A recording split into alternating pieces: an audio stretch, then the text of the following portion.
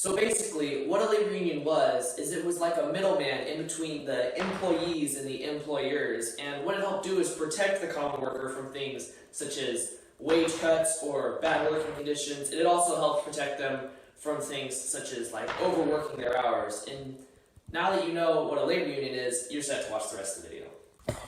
This is an example of an unskilled worker. Unskilled workers did not have a lot to them. They often did the same thing over and over again inside of factories. When unskilled workers got frustrated, they would often leave site due to their poor working conditions. Skilled workers, in contrast to unskilled workers, can start with the raw materials of a product and turn it into a finished product. They do all their work by hand, as opposed to the assembly line method filled with unskilled workers. Skilled workers are masters at what they do.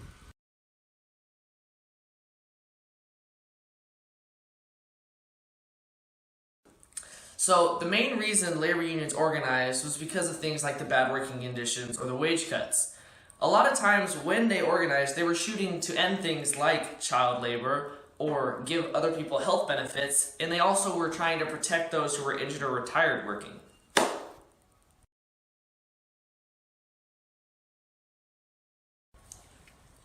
The fire was originally started by a cigarette butt that was thrown into a trash can pile with months of scrap paper.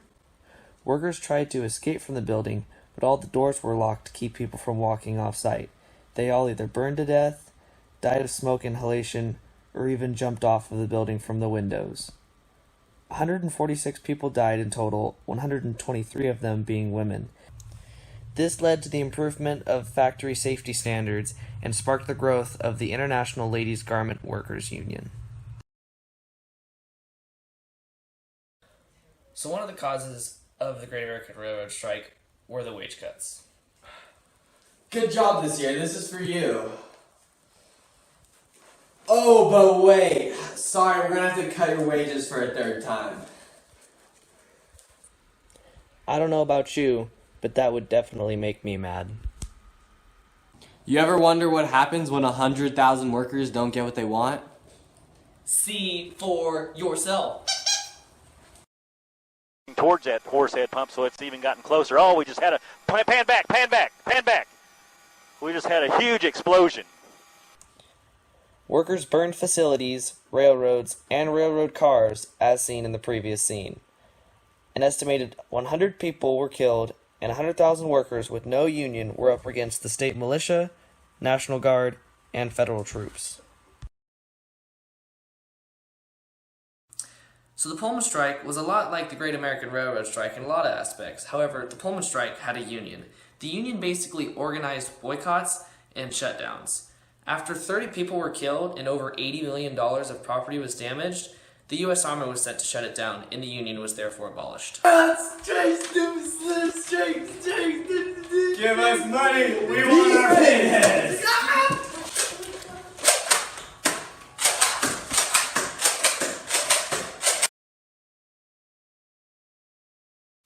Of the three strikes, the Homestead strike was the most organized.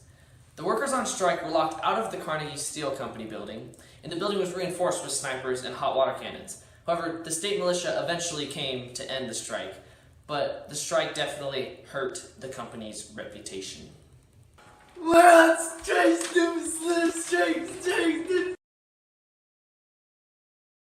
Give us money. We want our pinheads.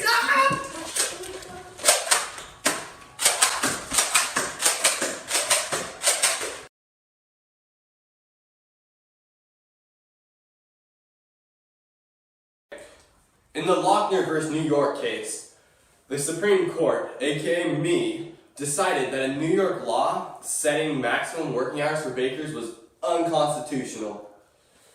That is because the Constitution prohibits states from interfering with the most employment contracts. That's because the right to buy and sell laborers is a fundamental freedom of the 14th Amendment. This led to the Progressive Era and the Great Depression laws regulating working conditions. Well, that's a little half-baked. 3 years later, the Mueller versus Oregon case was settled by the Supreme Court, aka me. I decided to uphold Oregon state laws which limited the working hours of women. That is because I believe states have an interest in protecting women's health, and this had important implications for labor laws in the future. In 1900, International Ladies Garment Workers Union is formed by the amalgamation of 7 local unions. Lucy Parsons is a key organizer for the new union. In 1903, the Women's Trade Union League, formed by an AFL convention, becomes the first national association dedicated to organizing women workers. Mary Harris Jones, nicknamed Mother Jones, leads a 25-mile march of child workers to bring evils of child labor to the attention of the president and the national press. In 1905, the Industrial Workers of the World was founded with the help of organizer Lucy Parsons. In 1912, the Bread and Roses strike begun by immigrant women in Massachusetts ends with 23,000 men and women and children on strike and with as many as 20,000 on the picket line. The Department of Labor is created. Massachusetts establishes the first minimum wage law protecting pay for women and minors. In 1914, the Winslow massacre during the Colorado miners' strike kills 13 women and children and 7 men. In 1919, a Women's War Council is established by the War Department to organize the resources of professional women. The National Federation of Business and Professional Women's Club is founded. In 1920, the U.S. Department of Labor Women's Bureau is founded.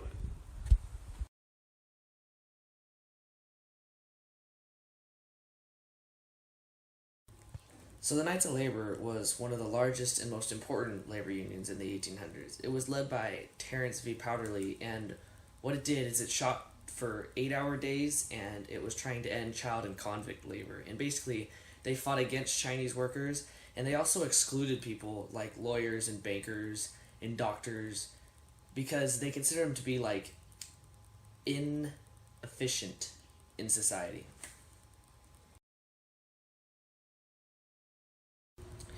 So the American Federation of Labor was formed in 1886 when craft unions merged with the Knights of Labor. They were more focused on skilled workers, and especially white skilled workers, but one of their main problems was that they discriminated against black people and women. The United Mine Workers Union was formed when a part of the Knights of Labor merged with the American Federation of Labor.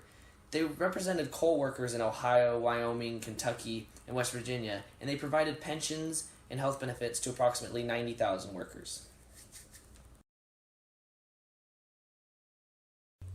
The Industrial Workers of the World Union, aka the Wobblies, was a radical group founded in Chicago.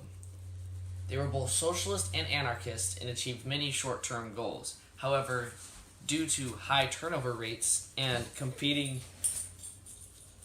unions, they did not last long. At the end of the day, things did change. For example, while children were so popular at work because of their ability to fit into tight spaces, they were eventually able to stop working. The Smith-Hughes Act donated $1 million to public schools so that children could go to school instead of work. However, it wasn't until after the Great Depression that all available jobs went to adults. Also, the pay increased, at least by $2, and health benefits were also given to some employees. The average hours in a week was reduced from 53 to 42, and some safety programs were implemented to make sure that the working conditions improved in factories and other places.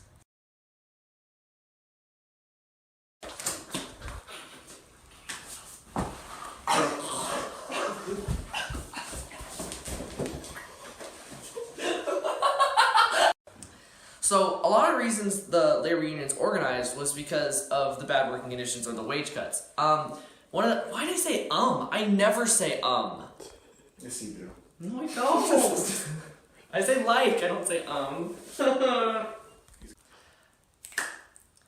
Of the 3 strikes, the Homestead strike was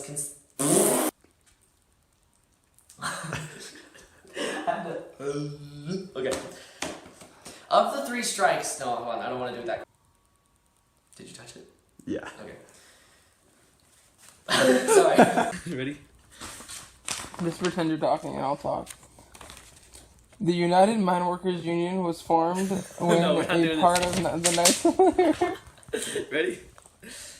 Kentucky, Wyoming, and West Virginia, and they provided pensions and health benefits to the union. This dog. It's coming. Ready? The Industrial Workers of the World Union, aka the Wobblies, was a rally. It's pushing me. Okay.